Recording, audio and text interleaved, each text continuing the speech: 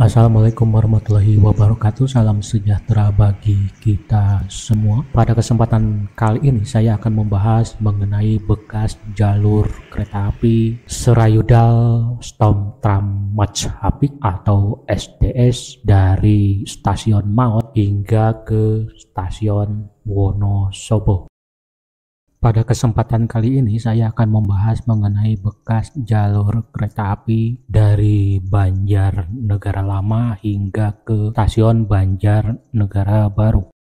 Untuk bagian-bagian sebelumnya, silakan Anda klik tautan yang telah saya sematkan di pojok kanan atas atau di kolom deskripsi. Pembangunan jalur kereta api di area Banjarnegara mulai dari Wesel Percabangan hingga ke stasiun Banjarnegara Baru merupakan bagian pertama dari tahap kedua rute Banjarnegara Wonosobo.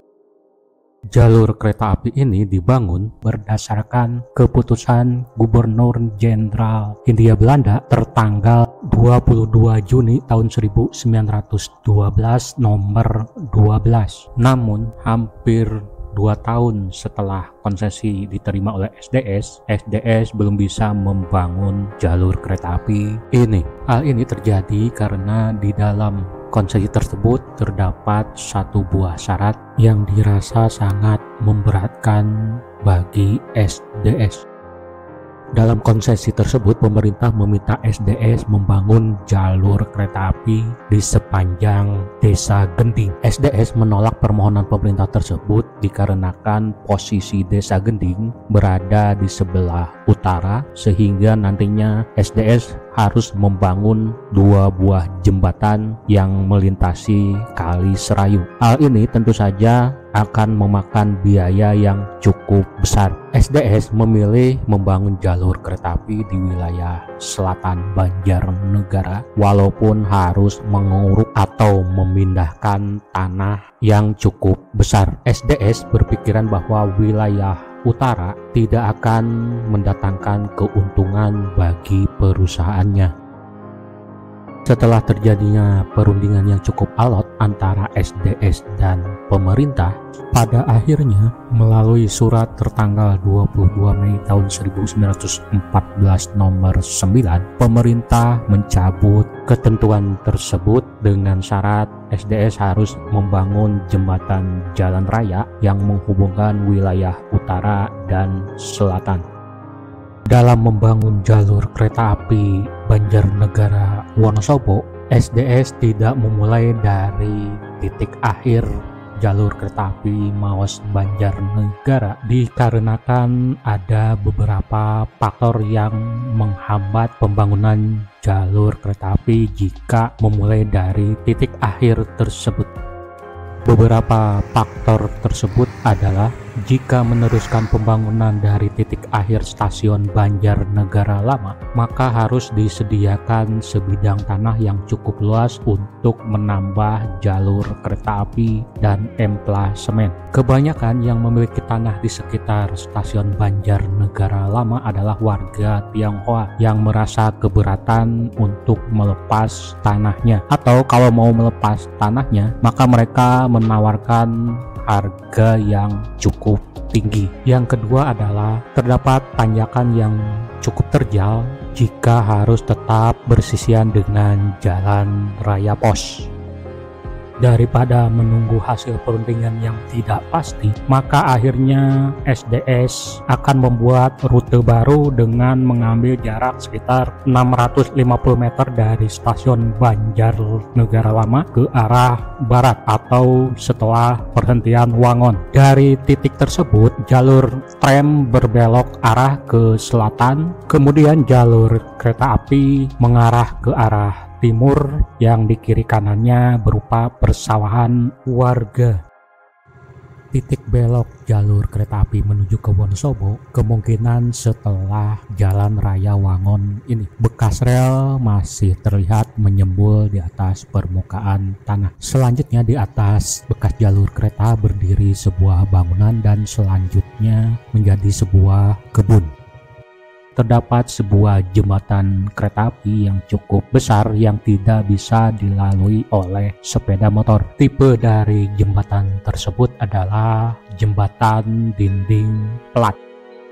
Setelah jembatan, bekas jalur kereta api membentuk sebuah tanggul di antara sawah-sawah warga. Di satu titik, bekas jalur kereta api tersebut dipangkas dan dijadikan sawah. Selanjutnya, bekas jalur kereta api berpotongan dengan jalan Serma Muklas. Kemungkinan dulunya di sini sebuah viaduk karena bekas jalur kereta api lebih tinggi daripada jalan. Akhirnya saya mencoba untuk menelusuri bekas jalur kereta api tersebut ke arah stasiun Banjarnegara Baru. Ternyata terdapat sebuah bekas jembatan kereta api yang jika dilihat bisa dilalui oleh sepeda motor, tetapi di ujungnya sudah berupa sawah-sawah warga.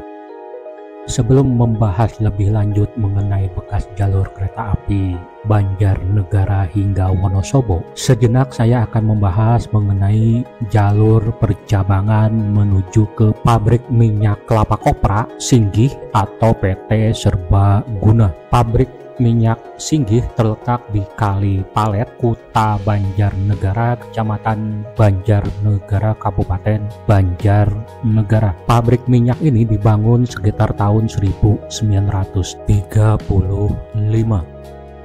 Titik percabangan menuju ke pabrik minyak Singgih terdapat di kilometer 84 plus 592. Setelah percabangan, bekas jalur kereta api berbelok ke arah kiri dan selanjutnya menjadi sebuah gang. Terdapat sebuah jembatan kereta api yang cukup panjang yang melintasi sebuah saluran irigasi. Bekas jembatan kereta api tersebut bertipe jembatan dengan rangka dinding plat. Kini bekas jembatan kereta api menuju ke pabrik minyak Singgih dijadikan jalan, rel masih terlihat di atas permukaan cor-coran. Setelah jembatan, selanjutnya bekas jalur kereta api memasuki area pabrik. Kemungkinan posisinya adalah di dinding ini. Pabrik minyak Singgih berhenti beroperasi sekitar tahun 1980-an. Ada dua versi penyebab berhentinya beroperasi pabrik minyak ini. Yang pertama adalah akibat kekurangan bahan baku. Yang kedua adalah adanya konflik soal warisan di keluarga pemilik pabrik. Akhirnya sekitar tahun 2022 seluruh bangunan pabrik dirobohkan dan direncanakan akan dibangun sebuah perumahan di atas bekas lahan pabrik minyak Singgih. Kini yang tersisa dari bekas pabrik minyak Singgih adalah 3 buah flat car beserta rel di area bekas pabrik. Setelah mengeksploitasi bekas pabrik minyak Singgih, saya pun melanjutkan perjalanan menelusuri bekas jalur kereta api menuju ke stasiun Banjarnegara Baru. Setelah percabangan, selanjutnya bekas jalur kereta api berada di antara persawahan warga. Setelah berada di persawahan, selanjutnya bekas jalur kereta api berpotongan dengan Jalan Gatot Subroto di daerah Krantegan. Selanjutnya bekas jalur kereta api menjadi sebuah jalan desa. Rel masih terlihat menyembul di atas permukaan aspal. Lama-kelamaan bekas jalur kereta api mengecil menjadi sebuah jalan setapak. Selanjutnya bekas jalur kereta api berpotongan dengan Jalan Tirtosari. Di sini berpotongan tidak sebidang, tetapi bekas jalur kereta api berada di bawah Jalan Tirtosari. Akhirnya saya mulai memasuki bekas emplasemen stasiun Banjarnegara. Emplasemen stasiun Banjarnegara Baru cukup luas. Di sebelah barat berbatasan dengan Jalan Tirtosari, sedangkan di sebelah timur berbatasan dengan sebuah jalan desa daerah Parakan Canggah, Semarang, Banjarnegara. Stasiun Banjarnegara Baru terletak di wilayah Kelurahan Semarang, Kecamatan Banjarnegara, Kabupaten Banjarnegara. Stasiun ini memiliki ketinggian sekitar 291 meter di atas permukaan laut.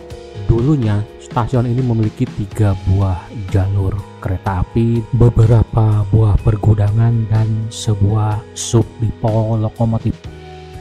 Kondisi terkini dari bekas emplasemen stasiun Banjarnegara adalah kini sebagian besar sudah berdiri beberapa bangunan, diantaranya rumah dan pertokoan. Sedangkan untuk bekas jalur-jalur kereta dan peron, kini sebagian sudah menjadi sebuah bengkel. Bekas bangunan stasiun Banjarnegara masih berdiri kokoh. Sebagian ruangan bangunan dijadikan sebagai toko material. Sedangkan bekas tempat pembelian loket atau selasar kini menjadi sebuah toko makanan siap saji. Di sisi sebelah barat dari bekas stasiun Banjarnegara, kira-kira berjarak 100 meter, terdapat sebuah bekas bangunan gudang. Dulu sekitar tahun 2012, bagian belakang dari gudang tersebut masih berupa kebun singkong. Tetapi kini bagian belakang tersebut sudah menjadi sebuah toko material. Tidak jauh dari sisi sebelah kiri dari bangunan gudang, dulunya terdapat sebuah bekas gerbong ketel. Gerbong ketel tersebut bukan milik dari SDS. Hal ini bisa dibuktikan dengan keterangan yang ada di penutup bearing. Di situ tertera tulisan SS buatan tahun 1913. Di dinding bekas ketel ini samar-samar terdapat tulisan Banjarnegara. Kembali lagi ke bekas stasiun Banjarnegara. Dulu sekitar tahun 2012, selasar penghubung antara bagian depan ke emplasemen masih bisa dilalui, bekas loket masih bisa dilihat, dan bekas jalur 1 dan peron juga masih bisa dilihat. Pada tahun 2012 juga, sebagian bekas jalur kereta dan peron sudah dipatok, bahkan tubuh ban sisi sebelah timur dari bangunan stasiun Banjarnegara sudah dikeruk. Hal ini dilakukan karena pada tahun tersebut di lokasi bekas kompleks stasiun Banjarnegara dan bekas jalur kereta api akan dibangun sebuah pusat pertokoan yang rencananya akan dinamai Ruko Metro Square.